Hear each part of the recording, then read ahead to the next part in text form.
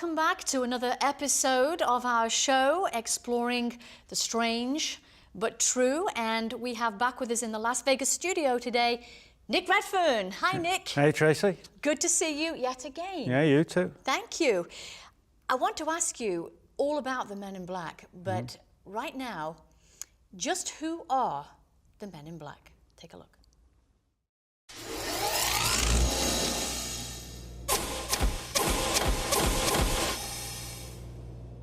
We are the best kept secret in the universe. Our mission is to monitor extraterrestrial activity on Earth. We are your best, last, and only line of defense. We work in secret. We exist in shadow. And we dress in black. And that was a clip from Men in Black video starring Will Smith and Tommy Lee Jones, based on Men in Black characters, but not so much fictitious characters. Hey, Nick. No, that's right. A lot of people don't realise, particularly the general public, that the movies, the incredibly successful franchise, the 3 MIB movies, were actually based upon real reports of people being visited by Men in Black after having UFO experiences. Now, although the movies were incredibly popular, they actually presented somewhat of a distorted image of the real Men in Black. In the movies, Will Smith and Tommy Lee Jones's characters, whose names are J and K, they come across as secret agents of some secret arm of the government. And that's certainly how they're portrayed. But when we speak to the witnesses, they tell a very different story. They talk about the Men in Black looking very, very strange, very often pale or sort of olive-skinned. They wear these large wraparound sunglasses, and people talk about how, when they've looked closely at them, their eyes seem to be overly large. And they don't seem fully aware of our mannerisms or our language. And this has given rise to the idea that there's some sort of alien entity that looks enough like us to where they can maneuver amongst us, but also to where, if we would take a good look at them, we would think, wow, there's something not right about that person.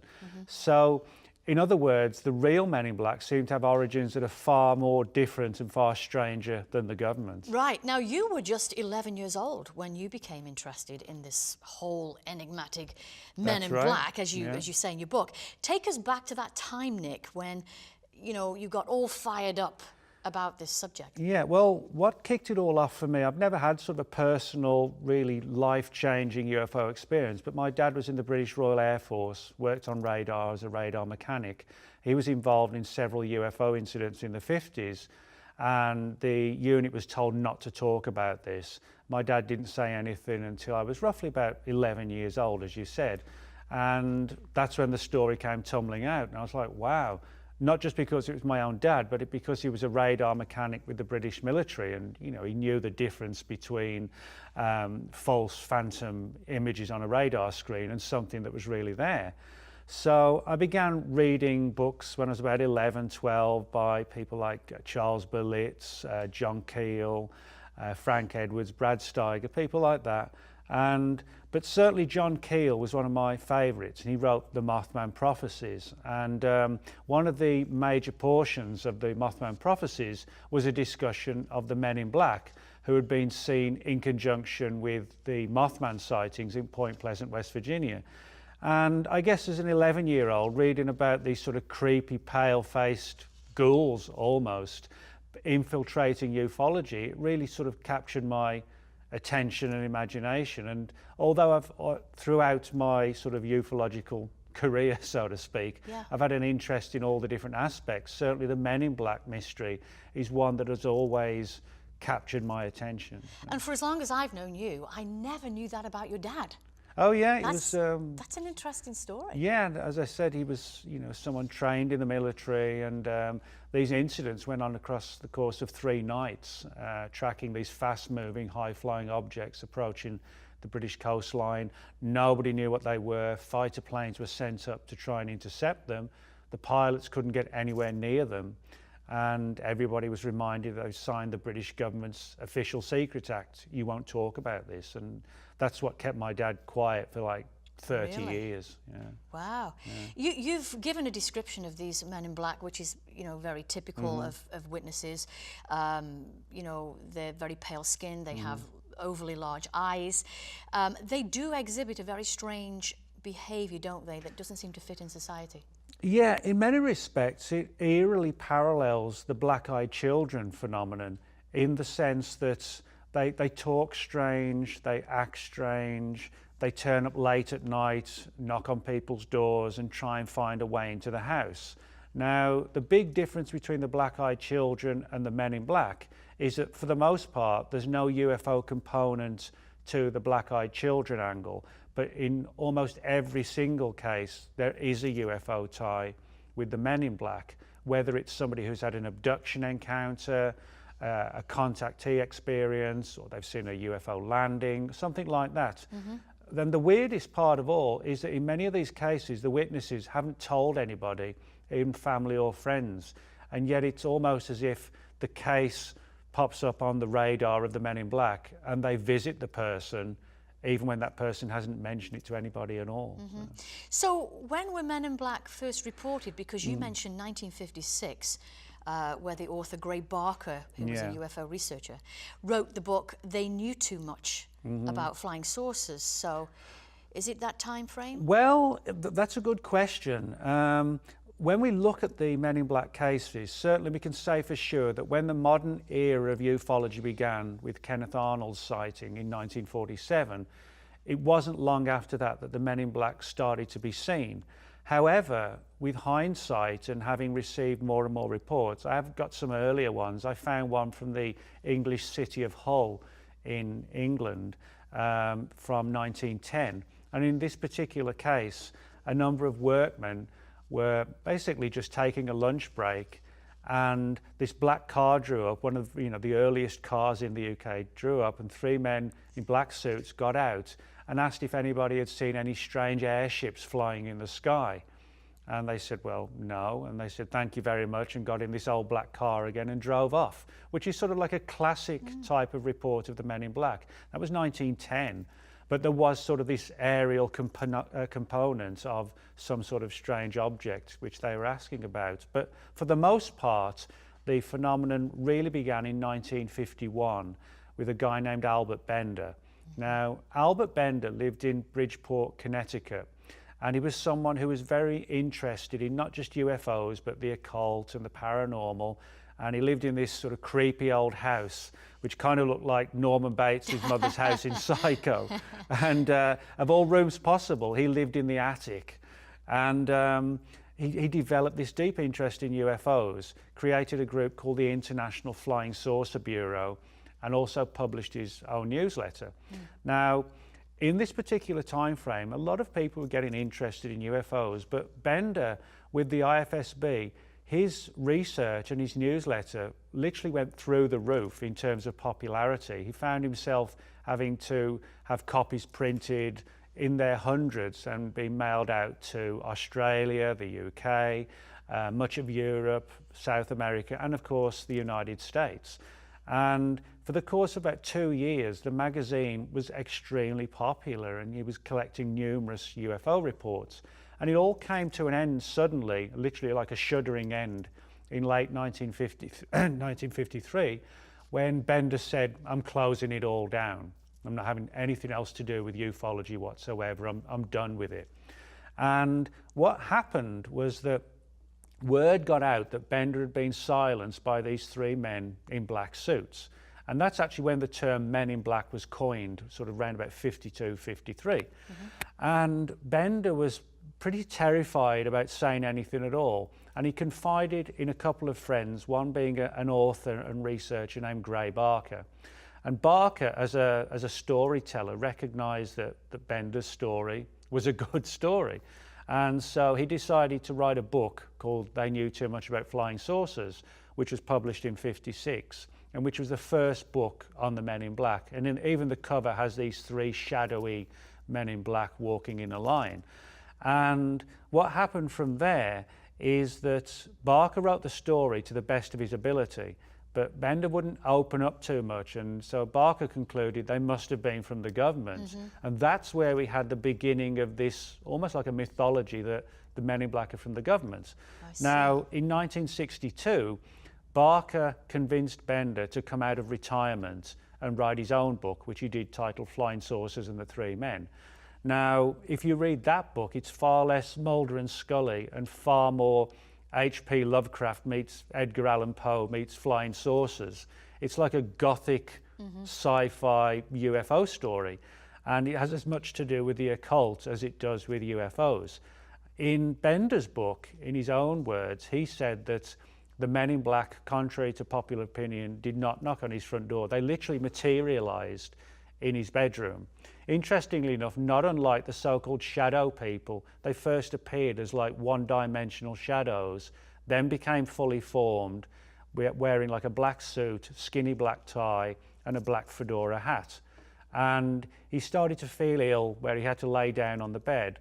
And allegedly, reportedly, the Men in Black telepathically told him to leave the UFO subject alone, or else. Bender got the hint and quit ufology, but not quite immediately. And in the few weeks in between getting the first threat, he said that he would see them lurking in the shadows of the town in Bridgeport. If he was coming back from the cinema late at night, he would see them just menacingly standing there watching him. He also felt quite ill, and he felt that proximity to the Men in Black had somehow sort of supernaturally infected him in some way. And he started to develop stomach ulcers.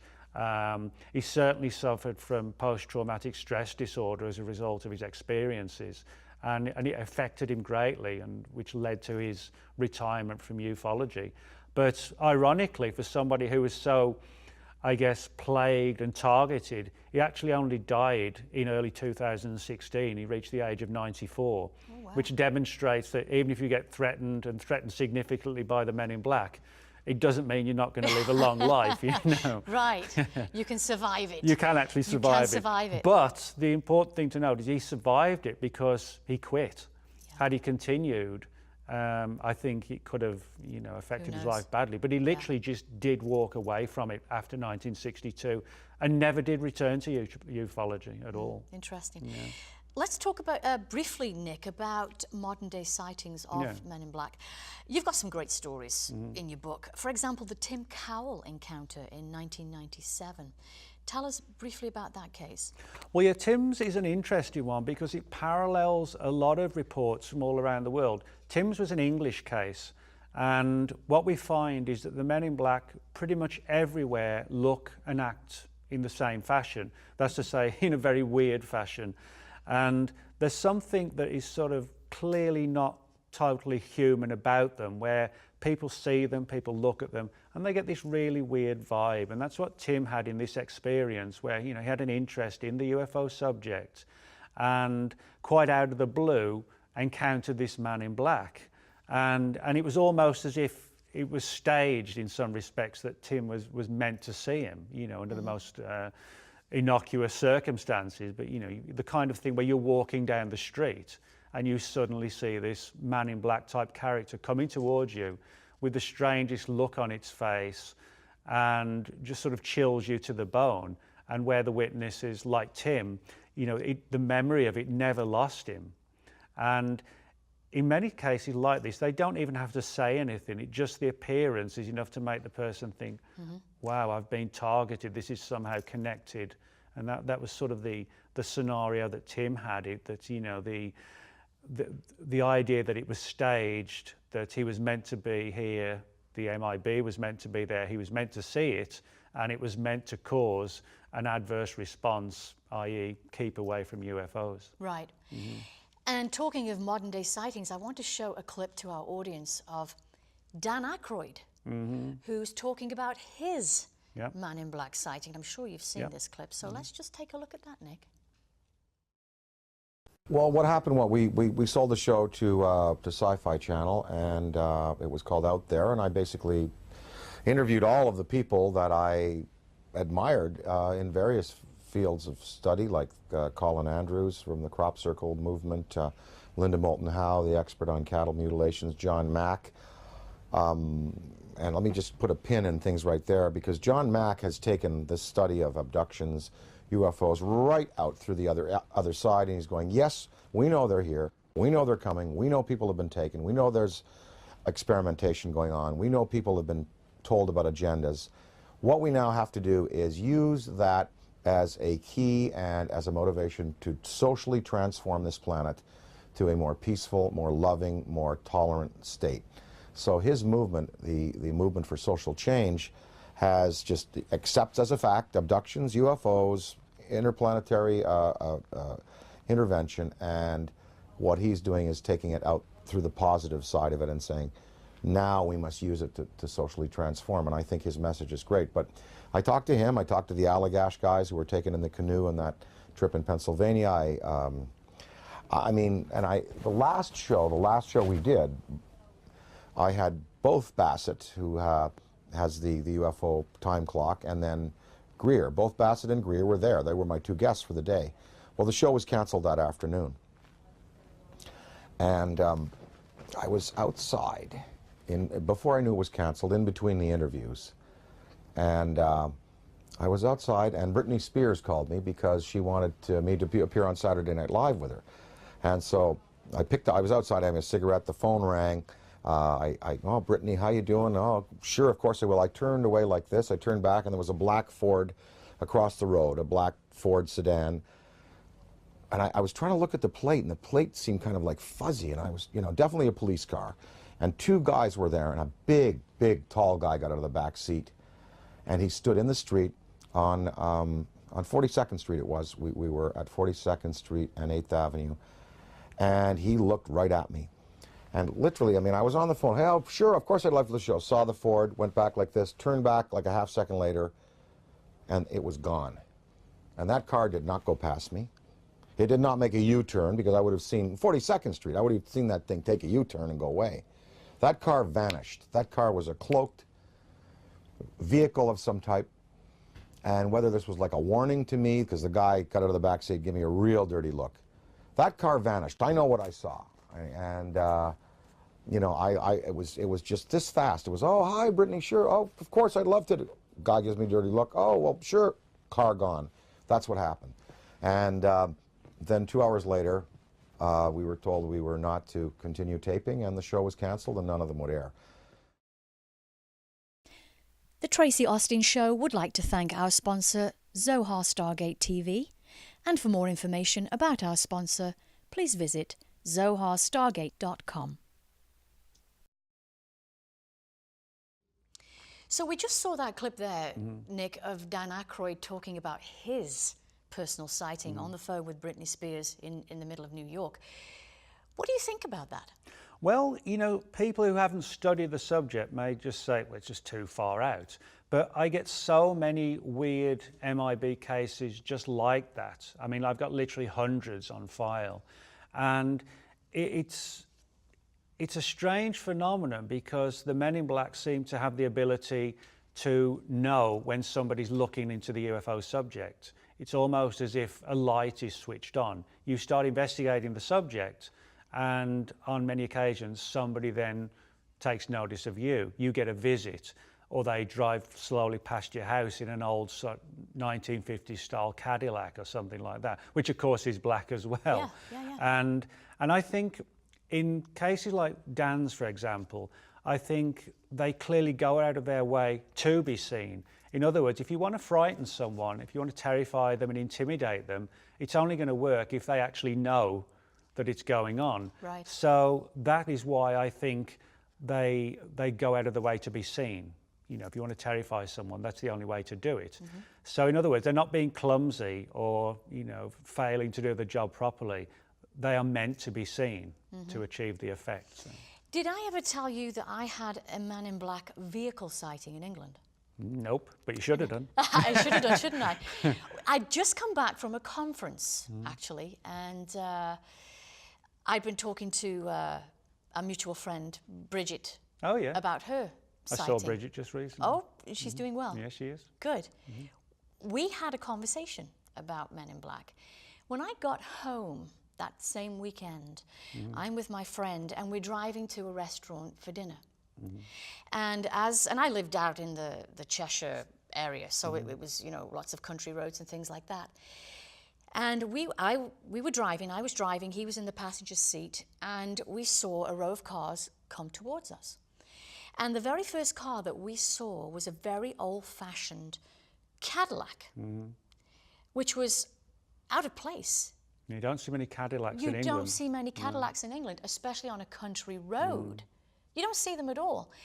And this car was driving along, and there were regular modern-day vehicles behind it. Every person in those cars seemed to be switched off. They were holding onto their steering wheels, and they were just facing forward like they were just in a daze. So as it came past me, I wanted to look who was driving this thing. I couldn't see anybody. Now, I'm not saying nobody was driving the car, but I could not really see through the window who was driving it. There was no number plate, very shiny bumpers, and my friend said to me as we got further down the road, "My God, did you see that thing? The wheels were not touching the ground. They were hovering above the ground. They were turning round as if they were driving, you know, going round, but it was hovering." And it was the strangest thing I've ever seen. Well, you know, I actually have probably 15 or 16 reports where the men in black have turned up in old style black cars. And in most of those, there is a very weird component to them where, for example, the car has vanished. I mean, literally vanished, like faded away from view, almost as if it was like a hologram. Others where it's blinked out immediately. There's even a couple of very bizarre cases from Mexico where people were visited by the men in black, and they claimed that the car that they got into literally levitated and sort of shot off into the sky. And you know, they're so bizarre, these stories, but when we look into them, we find stories like this all around the world. I've got a really weird one from the late 1970s in northern England where 2 police officers actually saw one of these men in black cars dematerialize, and it was an old British Jaguar car. Really? Yeah, and it just vanished before their eyes, and they actually didn't report it because they were like, well, we're just going to get, you know, poke fun at us, you know, at the police station, and it's going to cause too many hassles to talk about it than not talk about it.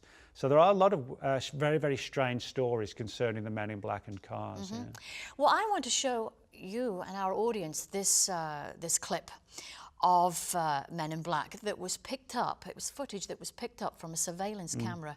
I'm sure you've seen this one as well, Nick. This happened in October of 2008, so we're going a little back here. But it was investigated by API, which is the Aerial Phenomena Investigations team. They researched this whole event. The men in black were recorded entering the Sheraton Hotel after the hotel manager had had a triangle UFO sighting close to Niagara Falls. It's controversial footage, but we found it very interesting, so we wanted to go ahead and show that to you. So take a look. There's a couple really strange-looking men that were here, and they kind of freaked everybody out, and they were asking questions about you. And, of course, now I'm getting a little bit nervous, and I'm like, what are you talking about? And he said, well, they were... He goes, I don't know how to describe them except for extremely odd-looking. They were the exact same height, they were wearing the exact same clothes, and they had the exact same faces, like they were twins.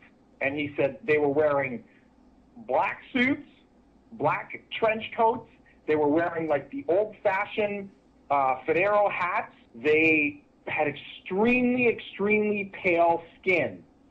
And he said they came in and they asked for you. And I said, I'm sorry, he's actually not working today. And it seemed like they didn't believe me, so they started to walk around the hotel, and shortly after they went to the tour desk. But he goes, they freaked me out, and I really wanted to tell you that there were these weird guys in here looking for you. So, of course, now I'm a little bit skeptical and I'm a little bit freaked out all at the same time. So the first thing I do is I run into my security office and I rewound the cameras. And sure enough, here comes 2 gentlemen through the front door looking exactly how he described. Then the next day, I was talking with my tour guest, and one of them asked to talk to me.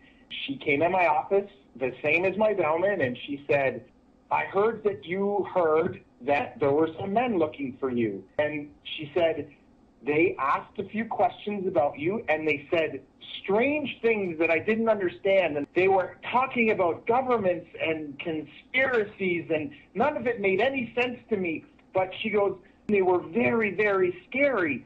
She said they had no eyebrows, no eyelashes, nothing. Their hair looked like they had a wig on, like it was attached to their hat, like it wasn't even real. And she said, and the scariest thing, their eyes were so big and so blue that they almost hypnotized me a little bit. And she goes, and you're going to think I'm crazy when I tell you this, but I swear they knew what I was thinking. And she started to cry, and she said one more thing before she left. She said, these men, they didn't blink. Not once did I see them blink. So we've just seen that footage there, Nick, of very clearly the two men in black being picked up on surveillance camera. What are your thoughts with that? Because it's hard to dismiss when it's on a security camera. Well, it is, and I mean it's an important issue because there aren't really many photographs or certainly film footage of the men in black. There are a couple of pictures from the 1960s which are sort of open to question, but one is a really interesting one. But the footage angle has really sort of taken things to an entirely different level, really. Because we can prove, and we know from people who've been to the hotel, that it actually was taken in the lobby of the hotel. It's not like somebody claimed it was that hotel and, you know, they just used a friend's hotel or whatever to do it. No, that isn't the case. And the Aerial Phenomena Investigation team did a good job of looking into this. Now, the big question is, are they men in black, or is it a hoax and it's just men dressed in black suits?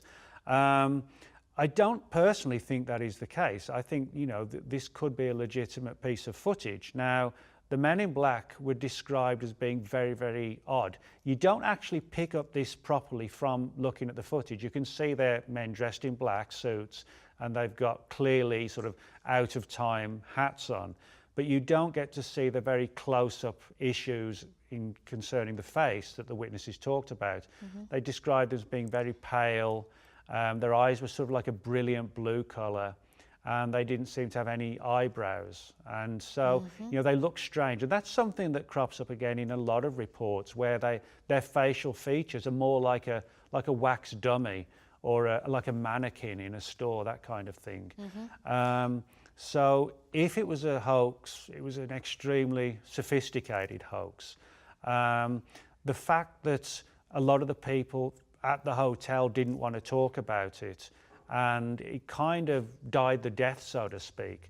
To me, that adds weight to the credibility. Nobody was looking to make money out of this. Nobody came forward and afterwards and said to the UFO community, hey, you know, we pulled a big prank on you, you're idiots. Nothing like that ever happened. So you have to wonder, if it was a hoax, what was the whole point of it all? Because generally a hoax is done to achieve a particular end. Right, and these characters, these men, were talked about as being like identical twins. Yeah, that's right. They looked identical. The skin was strange, their eyes were strange. But again, that's what the people tell us, you know. But as I said earlier, it's down to the effect of the movies that people have this very different image of who the MIB actually are. So. Right, and as we heard the manager talking there about the whole thing, the whole account of it, and the bellman was involved and a number of employees. Oh yeah, you know, if it was just one person, then you could say, well, you know, but it wasn't. It was, you know, pretty much everybody at the hotel soon knew about what happened, regardless of whether or not they wanted to talk about it. Yeah. Well, API, the Aerial Phenomena Investigations team, did their investigation of the actual UFO sighting that the manager of the Sheraton Hotel had. And this whole Men in Black encounter, and they listed it as unresolved. The information regarding the MIB incident was based on the manager's account, they said, which could not be verified. by API, though their investigation concluded that the witness was credible and that the video of the men in black entering the lobby was provided by the hotel manager. And that video on YouTube to date has received 806,764 views. Well, that demonstrates, you know, the interest in ufology and cases like this. And I think in today's world, certainly film footage is a big part of the phenomenon. Yeah. You know, I mean, people enjoy reading books, magazine articles, etc. But if you've got something that's really intriguing footage that you can see and examine and study, you know, that really takes things to another level. So, right. yeah. And I just want to show our audience the UFO still here of what the manager actually saw. The craft was witnessed by other employees at the hotel as well as the manager. And this craft was approximately 240 feet long with 3 lights on all sides of the triangle and a pulsating red light in the middle of it. They observed it for about 10 minutes, they said, and said that it flew off at an altitude of around 500 feet or so, going from east to west. And it emitted a beam of light, a white light that was directed downward toward the water. And as they watched the light beam, it shifted direction and aimed directly at the 2 witnesses. So a week later, the hotel manager was alone in the parking lot at 1 a.m. in the morning and noticed the triangle again. Now, whether this was a different object, we don't know, or if it was the same one. But it was flying in the same direction, but at a much higher altitude. My question is, Nick, I wonder why these men in black didn't visit the hotel the next day when the manager was going to be back.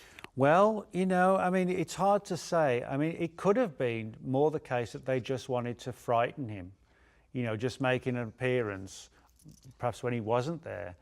Specifically, you know, he gets to work the next day, somebody's been looking for you.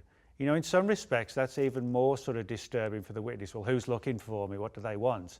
And if the witness didn't even get to see them, then their mind starts to really revolve about, well, who were they? What did they want? Yeah. And are they going to come back? Yeah. The men in black are very good at doing that, very adept at frightening people and creating states of terror and paranoia. And that's certainly been the case since Albert Bender. So I wouldn't be surprised if something with this case, it was very carefully orchestrated to ensure that the witness really didn't talk again, you know. Right, and there's not only men in black, but there's women in black as well. You've written a book about it, yes, these creepy companions of the mysterious men in black. That's right. Well, the women in black are very much like the men in black. They look pale, they have the strange eyes, they wear sort of a black business suit, that kind of thing. The only reason I was able to write this book was because I've done 3 books on the men in black altogether. You know, you get a lot of feedback, and witnesses said to me, I had an experience kind of like the men in black, but it involved a woman. And over the last 5 or 6 years, I've got sort of 40, 50, 60 cases. And they are extremely creepy. But they don't just turn up in relation to UFOs. I've got cases where people had seen a Bigfoot and they were visited by women in black. Really? Yeah. And I also got a number of cases in the book where, for example, they tried to steal young babies. They posed as like social workers, and the British police force actually opened an entire file on this phenomenon in the late 1980s. They became known as bogus social workers or phantom social workers, and they would turn up in at people's front doors, try and find a way into the house, quickly flash this ID card and say, we've got a report of abuse to a child in the house, we're coming in, we might take the child away, etc., etc. And of course the parents freak out, they're terrified. Turns out they weren't from any sort of government agency at all. And they started asking weird questions about strange dreams and UFOs, and they had the weird skin, the pale skin. So this is very much sort of an unstudied or previously understudied aspect of not just the UFO phenomenon, but also the men in black phenomenon, because it's clearly interlinked with it. Nick, you have quite a following all over the world, and especially being a Brit, we had another email question from one of mutual friends of ours, Darren Danks. Oh, yeah. Yeah, Good old Darren. yeah, I remember Darren. He wanted to ask a question, had nothing to do with our show today, but he wanted to ask more about the increased video footage that comes from the NASA feeds at ISS, the International Space Station. There seems to be an increasing amount of strange, unidentified objects or craft seen in the backgrounds of some of the external camera feeds. And I think some from internal or astronaut feeds, he says, on the ISS, including things like the black satellite. Do you think with more of the kind of footage available online that NASA or the government will eventually have no choice but to officially admit that there are craft out there in near-Earth orbit they can not identify? Well, I would like to think they would admit to it. But, you know, if we look at things based around the last 70 years of ufology, you know, there's been a deep reluctance to come forward, even in the face of clearly, highly credible events. Like, for example, the UFO wave over Washington, D.C. in July 1952. There was a huge wave in 1973. The Black Triangles over Belgium in 1989 and 1990. Still, we got either silence or it's satellites, it's meteorites, it's weather balloons. And I think, unfortunately, unless there's a big push, even with footage, people are going to say, you know, on the inside, oh, it's just ice crystals, you know, it's a meteorite entering the Earth's atmosphere. And the media, unfortunately, laps it up. You know, they will not do a critical, deep investigation. It's down to us. So I think if the answers are going to come, it's not going to come from the government. It's going to be down to us pushing for the answers. And I agree with you there, totally. Nick, thank you for joining us again today. All right, Tracie, It's been thank an you. absolute pleasure. Yeah, it is. And everyone, do stay tuned for another episode that we're going to bring your way, and keep exploring the unknown with us. And until next time, bye-bye.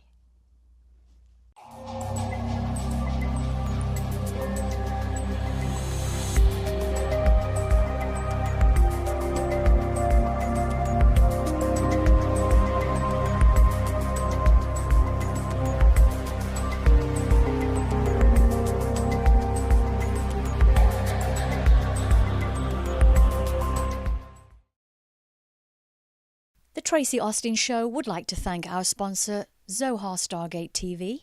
And for more information about our sponsor, please visit zoharstargate.com.